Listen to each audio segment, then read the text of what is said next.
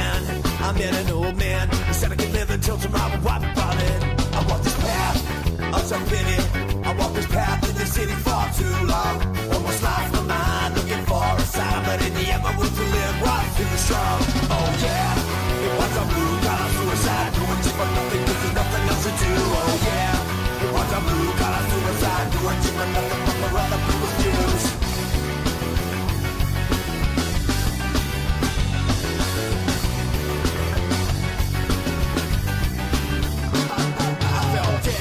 Felt like a dead man walking on the factory floor, my brother. I had a thought, I had a strange thought. If you waste your body for nothing, your mouth will suffer. I was born in the city, I was born in the city for a reason. Almost lost my mind, looking for a sign, but in the end my will to live was too strong. Oh yeah, it was a blue-collar suicide, doing shit for nothing 'cause there's nothing else to do. Oh yeah, it was a blue-collar suicide, doing shit for nothing but for other people's views. Go!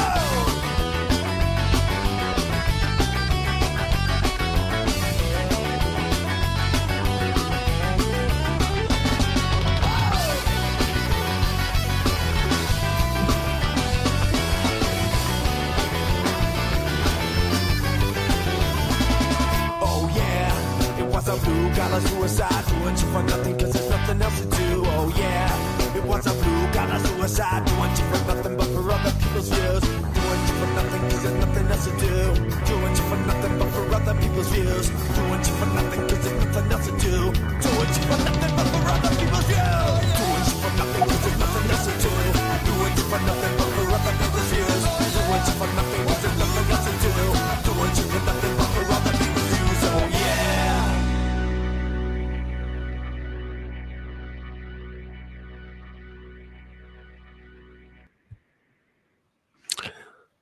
Hello, everybody. How are we going? So today I want to talk about discrimination, okay, and prejudice. I want to talk about legitimate discrimination and legitimate prejudice, right? So there are some things that we are allowed to be prejudiced about, and there are some things that we aren't. So I don't know if you know, but I'm nearly blind without my glasses, but I have my glasses on, so now I can see.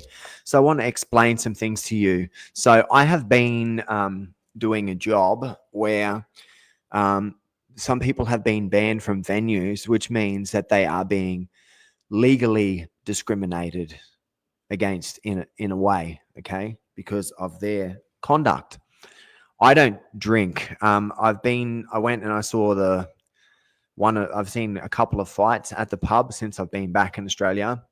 At the Labor Party thing, I had 4 non-alcoholic beers, and I think I went to a couple of places, formals and stuff from the boxing club. But other than that, I haven't been out to a pub since I've been in Australia. So I've always got people that have had way too much to drink, and I don't drink. I've been sober for 11 years, coming up to me and saying, "Hey, what? Why can't I have another drink, cunt? I'm fine. I'm not fucking drunk. There's nothing wrong with me. There's fucking nothing wrong with me, man. Fuck you, cunt. You can't fucking do this. This is discrimination. You fucking this place up. Bro." Okay, what you think is discrimination is bound by some fucking documentation, okay? So, like, there's rules, there's regulations, motherfucker. So when it comes to discrimination in Queensland, everything that we can do is bound by the Anti-Discrimination Act, okay? Which says, according to the Anti-Discrimination Act of 1991, it's unlawful to treat a person unfairly because of their sex, relationship or parental status, race, religious belief or activity, political belief or activity, impairment, trade union activity, lawful sexual activity. Okay, so all of these things I've been discriminated against in Australia for no fucking reason. So these are all the things they're not allowed to discriminate against you for. And when it comes to women, pregnancy, breastfeeding needs, family responsibilities, gender identity, sexuality, and then finally there we have age, okay? Right here we have age. So it's also against the law to treat a person unfairly because they are linked to someone from one of these groups. Race discrimination means a person is treated less favorably because of their race. Sometimes this unfair treatment can be against the law.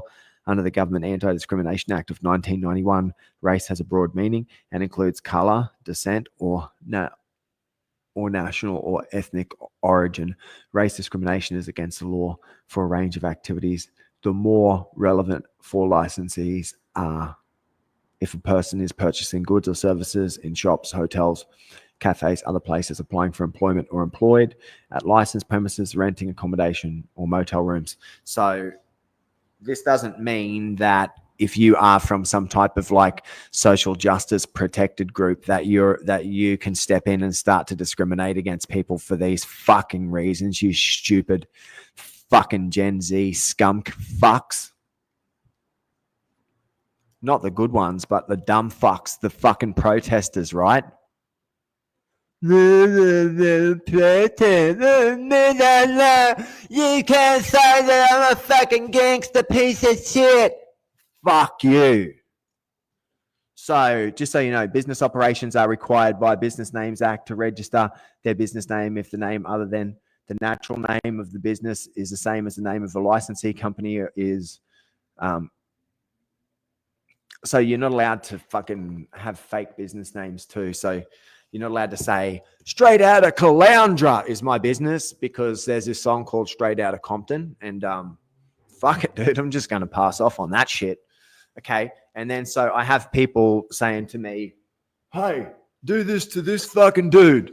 Hey, mate, why can't the coppers fucking do this? This why? Can't? Pardon language. I've been in Australia for too long, everybody out there. This here. Okay. Volunteers, suspects index, all this shit here, permissible comparisons, prohibited particulars. Fucking Queensland Police, heavy vehicle, impounding, immobilization, motor vehicles. So this is, gentlemen, when I'm saying, hey, motherfucker, you're sitting there fucking drinking piss at my fucking venue. I wanted to be a cop. I fucking studied this shit. They treat me like fucking shit, but I know their fucking rules and you're breaking their fucking rules in front of me. And if I was a cop, I'd fucking smack your fucking ass for it. So impounding notices, right? They got to impound vehicles that these fucks left here. So prescribed acts. When I'm in the venue, you fucking Gen Z, fuck! Prescribed acts. Animal Care and Protection Act, 2001. Labor Party. One time you guys have been arguing that I'm a fuck because I stopped a pit bull from biting Ted from the LNP. You fucks. Ask Marty Hunt, ask Ted about that. And when the Liberal National Party had their function at the beach house, I was their fucking waiter. And they loved me. Biosecurity Act, Casino Control Act, motherfucks. Child Protection Offenders Reporting Act, Classification of Computer Games and Images Act, Classification of Films Act, Classification of Publications Act, Gaming Machine Act, Health Act. This is what the coppers, this is all of their fucking, the life that they have to deal with is shit. Heavy Vehicle National Law, Queensland, Liquor Act 1992, Nature Conservation Act, Prostitution Act, Public Safety Preservation Act, Racing Act, Residential Tenancy and Rooming Accommodation Act, Secondhand Dealers and Pawnbrokers Act, Summary Offences Act. So this is what I'm saying. Like, if you want, sometimes I've had people wanting to, in the hotel, I've had managers saying, hey, fucking boot that guy out. Fucking, we don't want someone like that now. Stomp him, get rid of him, get the cops to get rid of him. Residential fucking Roomings Act, mate. We have to do it by law. So here, when the police show up and people are saying this, they're going fucking okay. Summary Offences Act and fucking doing the math. Is it Weapons Act, tobacco and other smoking, summary offences, dangerous individual, you know, like, you know what I mean? It's like, it's a sum. They've got to think, do I want to fucking die tonight because this fucking crackhead who's been in jail like 50 times is in there? So this is all production order, powers and responsibilities relating to gathering covert evidence that I understand. I've been under surveillance, all this shit before since I've got back. I've been a target of all this shit. Cautioning relevant persons about the right to silence, okay, right for interpreter, identification parade. So this is the life that a fucking cop lives, okay? Consorting act. So official warning for consorting, following information, name of the person. It's consorting with criminals, okay? So I'm fucking bound by this shit. I'm fucking bound by this shit. You see? So, and this is a fisheries act. So some of the guys that come in there that are fishermen, illegal fishermen from the Solomon Islands and stuff, they don't like me because I know that they're illegal, and I also know the laws that they're breaking in our Fisheries Act. But Queensland will tell you I'm useless. I'm a piece of shit. I don't deserve enough hours to be able to pay to be able to have a pair of glasses, man, from Specsavers. I don't get paid on time like other people. I get denigrated and treated like a piece of shit all the fucking time by people who they've just like formed themselves into humans at this point. Like you've just newly humans. Let's see who's out there, guys. Do we have anybody watching? Who's watching out there? Yeah, a lion shouldn't ask if it's safe before it hunts. Neither should you. That's from Brad. Brad Lear. He's cool, man. So I'm going to turn the lights on.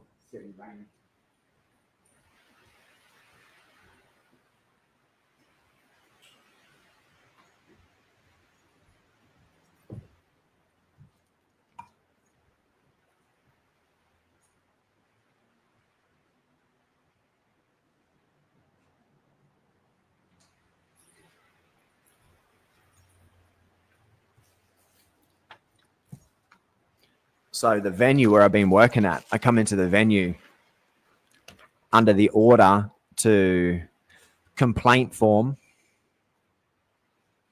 Queensland government complaint form, everybody. So when I arrived at the venue, they had a crime epidemic. Okay, recently, crime epidemic. Nicholas Shaw. So this is the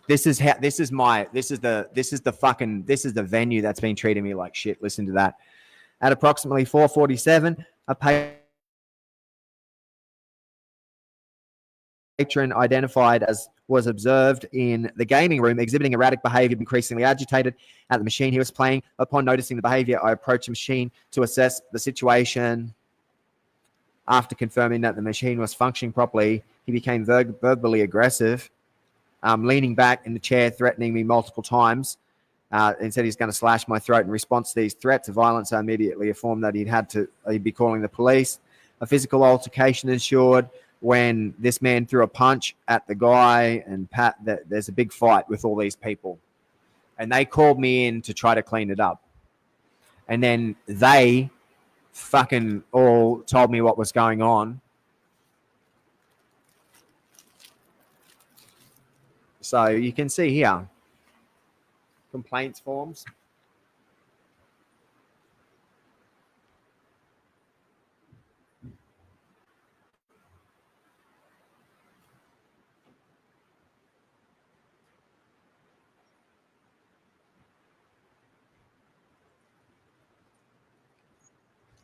So yeah, the good thing about me is I keep notes for historical bandings here.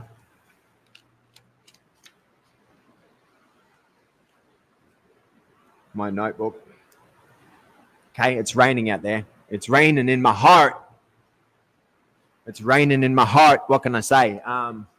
Been thinking a lot about my kids lately, about my family in the past and all that type of stuff. It's not like I'm like, oh, I'm just thinking about the past. there's a lot of problems with respect in this country with these young people and respect. And yes, I'm the old fucking fogey now that says have respect. And I'll tell you the dumbest thing. If you want to get your fucking ass blown away in any country, okay? And I'll tell you this, dude. I will tell you there's some fucking people that have done this to me and they've fucking paid with their life. Not because of me, but because of karma. Don't ever fuck over the person that you hire as your bodyguard or as your minder or as your security. Because they can fucking get you killed very easy. It doesn't matter who you fucking are. Because they know everything about you, fuckhead. You don't burn your security, you fucking stupid piece of shit. They're the ones you always fucking respect. Or you're being some hacktivist. So I like Bob Marley. I like Tough Gong. I smoke marijuana, right? So does that make me a drug dealer? No, it fucking doesn't, right? And all these people, most of these people are fucking Babylon, bro. So when everybody was fucking playing games with me when I got back from my service, and then I told everyone to get fucked, and I was racist, and then I got in trouble, it was a good thing. Because then I was able to like put a mirror on all this shit, right? So they look like, what does he want to do with his life? This. There's people trying to push me in this way. There's people trying to push me down that way, mostly. Right? But they're always trying to like fucking take whatever. Like if your life's going good, they have to fuck it up. So with me, what they're doing now is they're showing in front of everybody that they like to play slavery games with Australian people in their country. And a lot of the people that are breaking the law with me in my workplace aren't even from Australia, man. I'm sorry, you're in here on a visa, and you're trying to use that as a means to be able to fuck with my job as an Australian. I'll fucking write. I don't care what the boss says. I'll write a fucking complaint to immigration, motherfucker, about you and everything I know about you. That's what I wanted to do before. That was a job I wanted to do. But now, really, I'm just me. I just want to be a reggae singer. Went downtown with my niece and nephew today. It was cool. Spoke to a Scottish lady.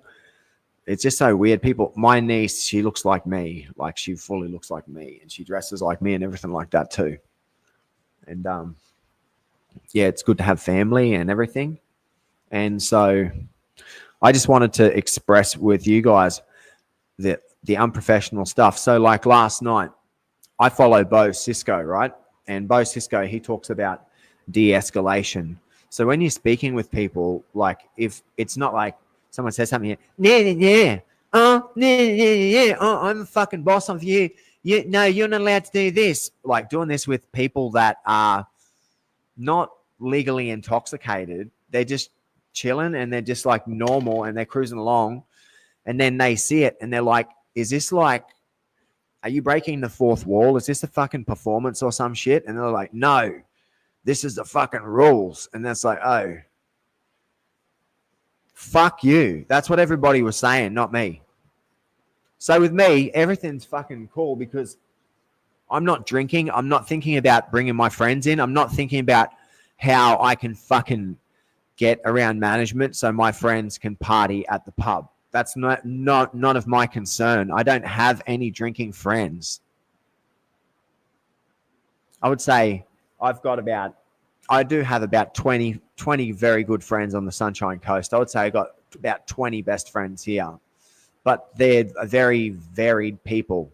And they're not, I'd say most of them don't drink and some of them drink, but I don't drink with them. I just know them like from the pub or something like that. But, and they know that I don't drink. And they know that like I'm about towing the line and control and everything like that, having everything in a particular way. So, so the thing is they always try to play this game like, do this thing, we steal your intellectual copyright, and now we're going to take over and all this type of shit. You're not allowed to fucking do that. It's called passing off. And nobody here understands that enough. So Caltat Tao Cat Wien, my ex-girlfriend, whatever. Okay. She was a copyright lawyer from Australia, and she was over in Vietnam shutting down all the Vietnamese companies that were directly passing off on Australian companies for home affairs. Okay. This is where I come from. I don't know how you keep on getting in the back of your head that somehow when my head hits the pillow that I'm thinking about Mother Russia.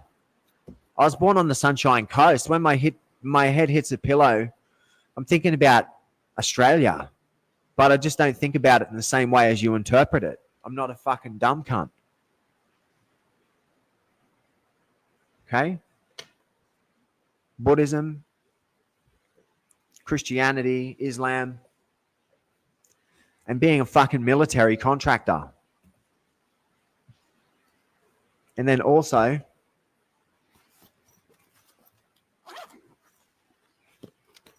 being a photographer.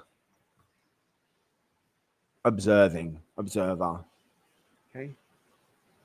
Seeing style. So when I see people, I say, there's a shift in your style. I like the new style. People are like, what are you talking about? So, like James Dean, right? That's what I just showed my nephew before because I think my nephew looks like James Dean.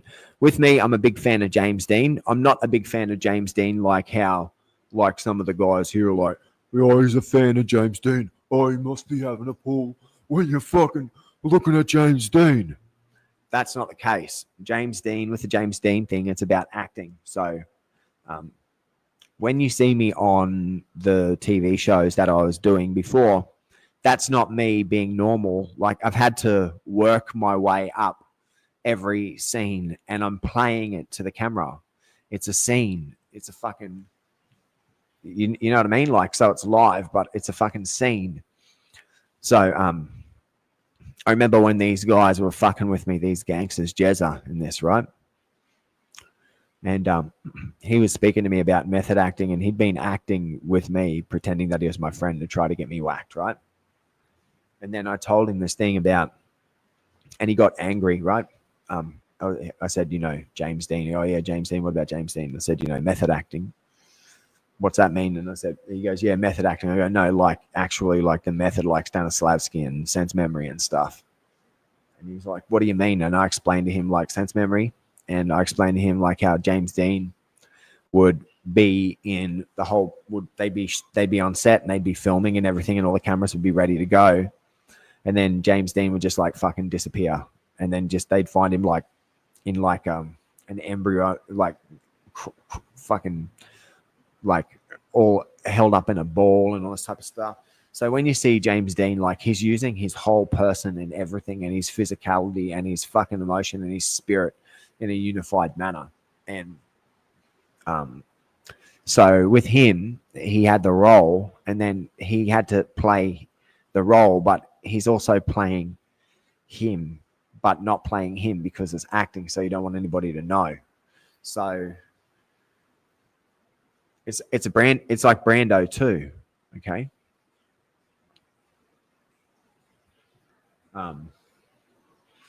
So yeah, with James Dean, he'd go away. And with Jezza, I told him like James Dean, he'd wrap himself up in a ball and then he'd get the motivation and then he'd say, okay, boom, and he'd do the scene and it'd be perfect.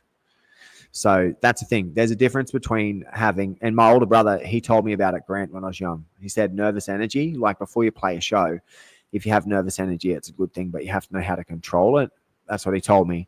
So the evolution of that is like the James Dean thing. So you know that you have, and the same thing about like before you get on stage and play music. And this is how I was able to do it with TV. So you show up and you're you and you're dressed and everything like that. You go and change your costume a little bit or whatever and get ready to go up on stage, put some gel in your hair. Then when you hit the fucking stage, man, it's like, boom, you're you and you have to be the best you. And it's like, it has to be you doing that, playing you, being you and being authentic and everybody knowing it. But you also knowing that it's a show. It is a show. You're doing it for a reason. You're performing for a reason. You're performing to be a good performer, the best possible